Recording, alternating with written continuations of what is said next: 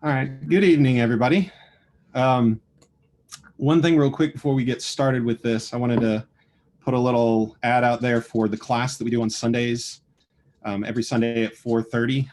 Um, this lesson that I'm pulling from, I was able to pull together and do using the process that we've been going over in that class. And Jason has been doing a really good job in teaching us and helping to make it simple for us to be able to understand. So I highly recommend it. If you like this lesson, if you have seen an improvement, if you even remember the last one that I did, great, show up to the class. And I'm sure you can do something similar yourself. If you don't like the lesson that I did, I've missed the last couple of weeks. So I've had to cobble it together from my notes that I had from the first couple of classes where he was going over the process. So don't blame Jason for that if you don't like it. All right, as Jason said, I was going to start in Ecclesiastes tonight. We're going to go over a little bit of Ecclesiastes chapter 2, and we're going to start in verse 12. But I want to give a little disclaimer at the beginning of this. Um, when it comes to Ecclesiastes and going through Ecclesiastes, everybody tends to know exactly where the sermon is going to end. Ecclesiastes is one of those books that has all of this lead in, all of this build up that ends up eventually just going into, yeah, we get it. The all of man is to serve God and to keep his commandments. So when Ecclesiastes comes up, it becomes very, very easy for us to just tune it out. It's like putting together a sermon from Ecclesiastes is like trying to remake a movie with a fantastic twist that you go and see the reboot of Psycho and you're like, oh, I know what the ending is going to be. I can tune out. I don't have to care. My recommendation to you guys as we go through this, don't concern yourself so much with the ending as the perspective that I want us to approach this with. Because I think the perspective that we have on this is going to be a little bit different than you might be used to reading or understanding when reading through the entire book of Ecclesiastes. So I want to start in verse 12. Then I turned myself to consider wisdom and madness and folly. For what can man do who succeeds the king? Only what he has already done. Now, leading into this verse, just to give it some context for what we're going to read, Solomon up until this point has been trying to find something. He's got a gap in his life, and he's trying to find a way to fill that gap with something. So in this chapter, as we read through, he's beginning to try to fill it with the pleasures of life, whether that is through the work that he does or the items that he surrounds himself with. He's trying to find a way to fill that gap in his life. And up until this point, he's been practicing that. He has been doing anything and everything that he can to fill his life with stuff, with experiences, the work that he does to give him something back off of that. But in verse 12, we see him really begin to, as he himself says, turns and considers wisdom in comparison to being happy, laughter, madness, and folly, enjoyment. For what can the man do who succeeds the king? Only what he has already done. We understand this in our modern vernacular as the idea of insanity. What is the definition of insanity? But to try to do the same thing over and over and over, expecting different results. Solomon is realizing at this point, it doesn't matter how many items he tries to fill his life with, how many experiences he tries to fill his life with. Ultimately, it's going to come to the same end. And we can find that similar experience. I mean, today, we're in an election year. We are going to hear all of these promises from the person who is trying to get or keep a job, or even any boss that you have that comes in new into your business. They're going to make all these promises, all of these grand expectations of what they're going to do whenever they take that position. And ultimately, even Solomon realizes they're pretty much going to do the same thing that's been done before. It's going to be the same experience, the same outcome. For better or worse, there will be people that love them, people that hate them. You're not going to please everybody with what you do. So then moving into 13, then I saw that wisdom excels folly as light excels the darkness. So as much as it is ultimately worthless to try to do something new, something different, since we know that there is nothing new under the sun, what is the point of being wise as compared to being foolish? Well, he realizes that wisdom is that light in the darkness. If you go and look through science and go and study light and heat is or cold is merely the absence of heat. just as darkness is merely the absence of light. It is something new that is introduced. I hope I'm saying this correctly, but even if you study it in, I'm just going to say science. I want to say biology, but I don't think it's right. If you study it in science, it's a physical change. The darkness is still there. The cold is still there. It's merely being overcome by that heat, by that light. So both of them will be present. Foolishness and wisdom will be present together. So ultimately, for Solomon, if both are going to be present, then it is better to be wise than it is to be foolish. For me, looking at this, the comparison that I then make is the comparison we find in the New Testament, where we are called to be that light in the darkness, or at the very least, we are called to present that light to others. We are called to be that light, to assist others who are looking for that light in the darkness. So just keep that in the back of your mind as we go through some of the rest of this. So on into verse 14, the wise man's eyes are in his head, but the fool walks in darkness. Yet I myself perceive that the same event happens to them all. So again, he's showing you that the wise man, the person who chooses to be wise, can see what's coming before him, can see what is going to end up happening to him, or at least can expect what's going to end up happening to him in his life based upon the choices that he makes.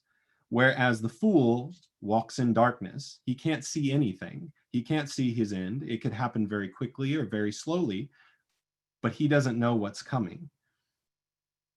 But the important part that I come to when I'm reading through this, and the important part that Solomon is getting to, is ultimately whether you are wise, whether you're foolish, whether you choose to be wise or choose to be foolish, the same event happens to them all.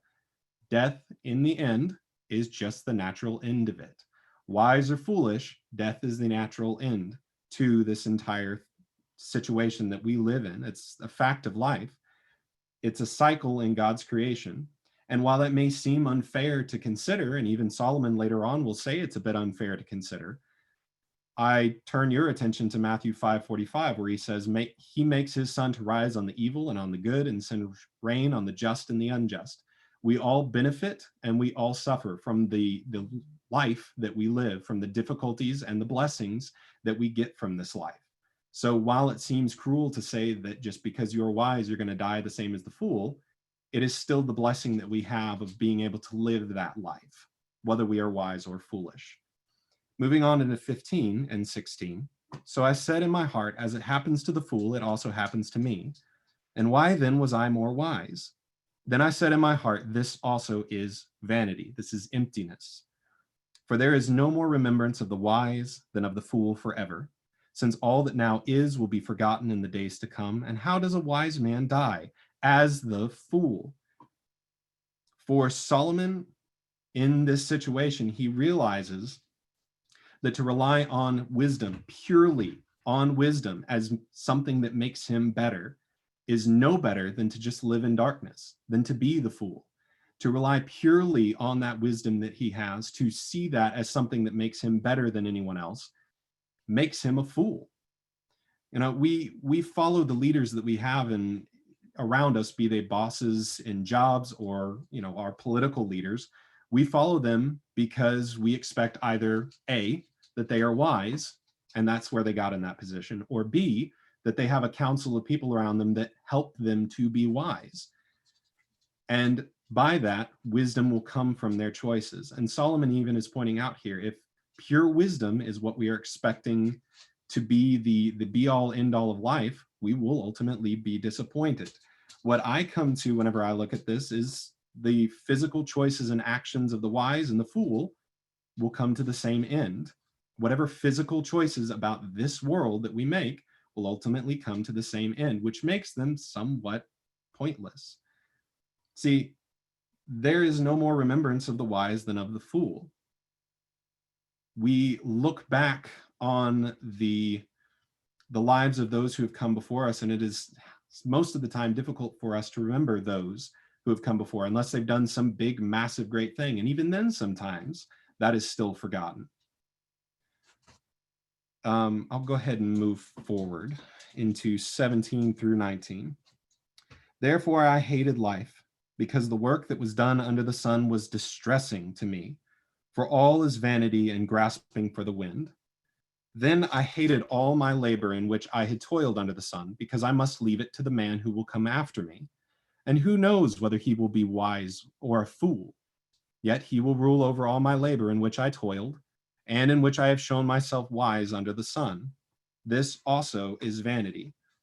So Solomon here is really beginning to see that there is, it at least feels like, no reward for all of the work, all of the time, all of the effort he has put into all of these things that he's amassed around him.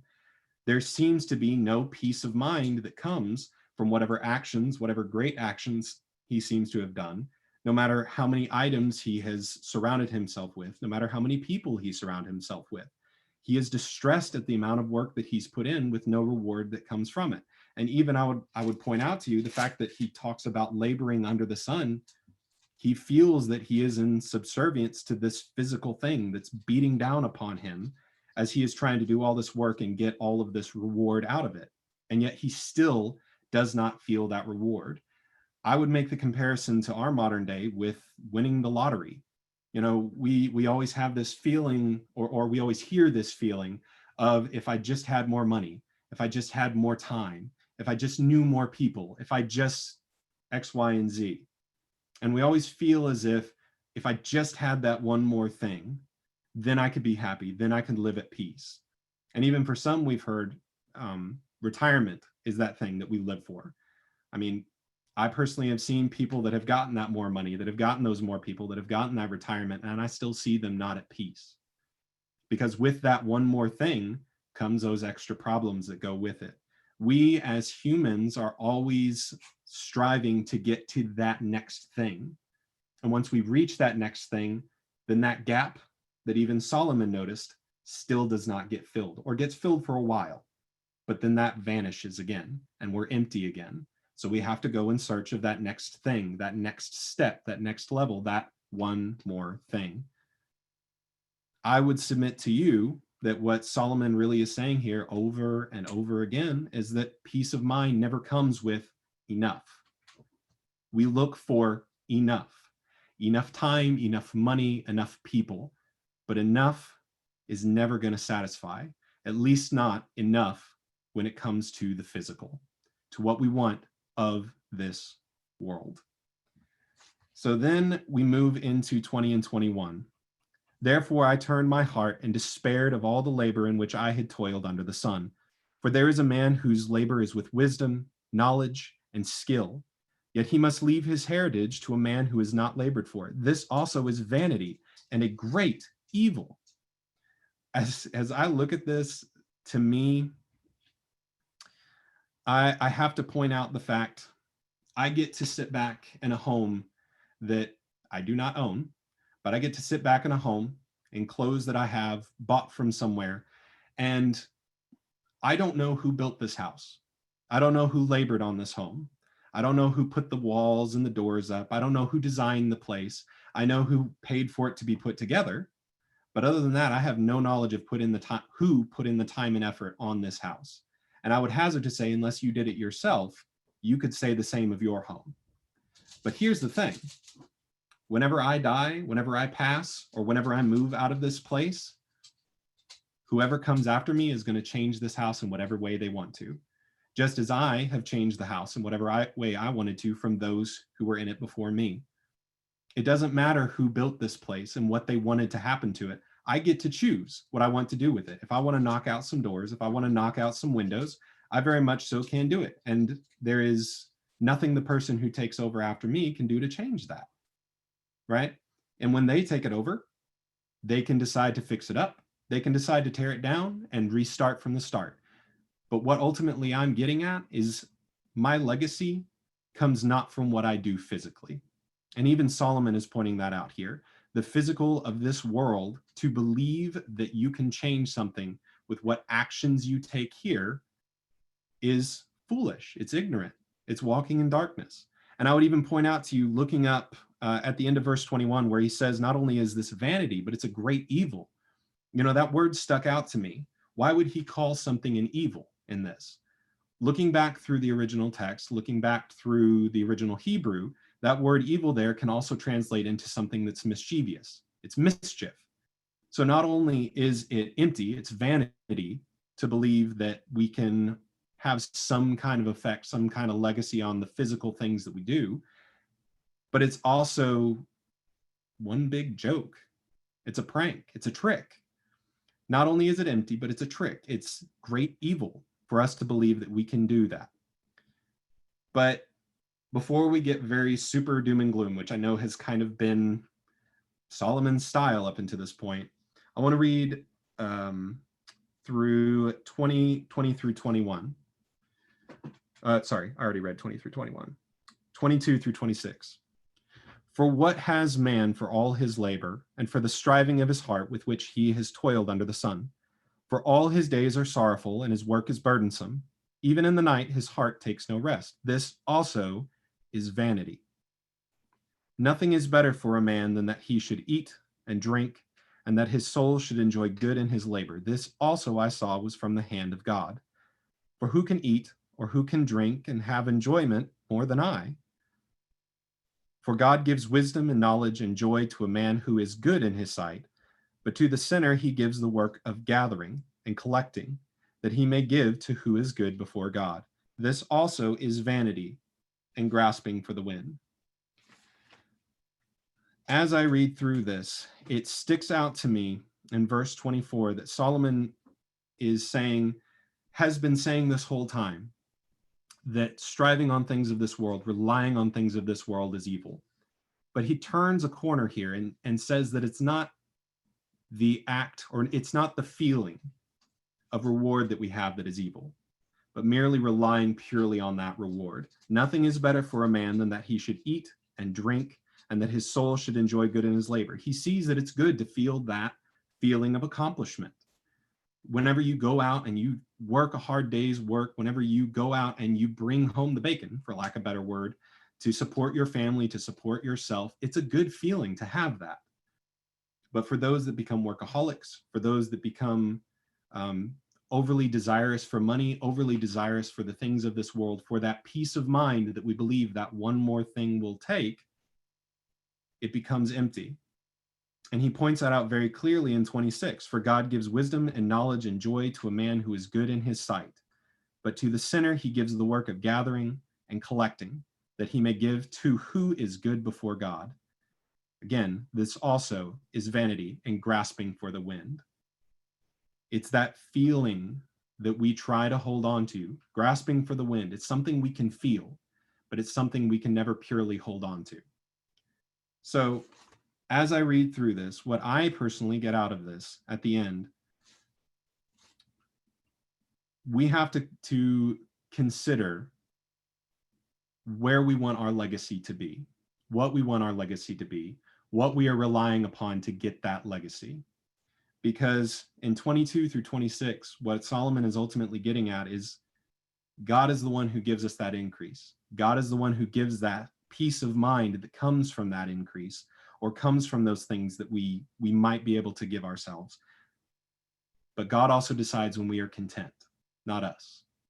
Nothing we say or do can have any true effect on how we feel unless God's the one that decides that for us.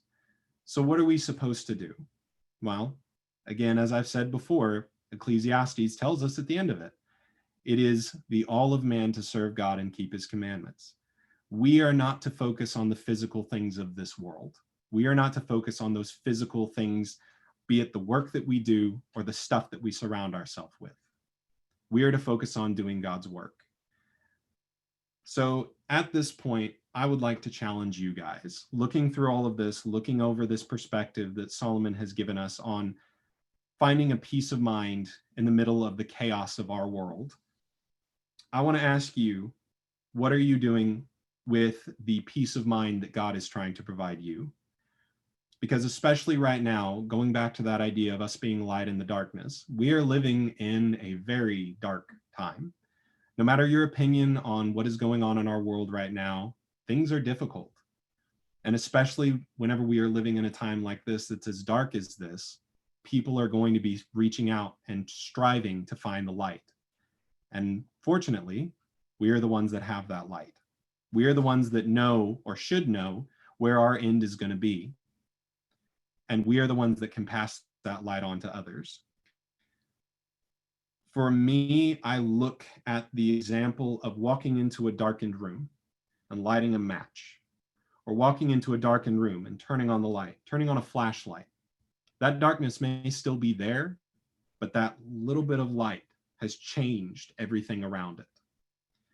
And the main point I want to get across to everyone tonight, in the darkness that we're living in, surrounding us, with the peace of mind that we have, knowing that we are serving God, that we are doing what we need to be doing to be able to have that salvation, others are searching for that. Others are looking for that light. And if we do not provide that light for them as the light that we are called to be, they will find something. And it may not be true light. It may very well be fake light. The blessing that we have, I always say, needs to be passed on to others. We hold it on our hands. It is the light at the end of the tunnel for some people. So what are you going to do to spread that light? So that's what I have for tonight.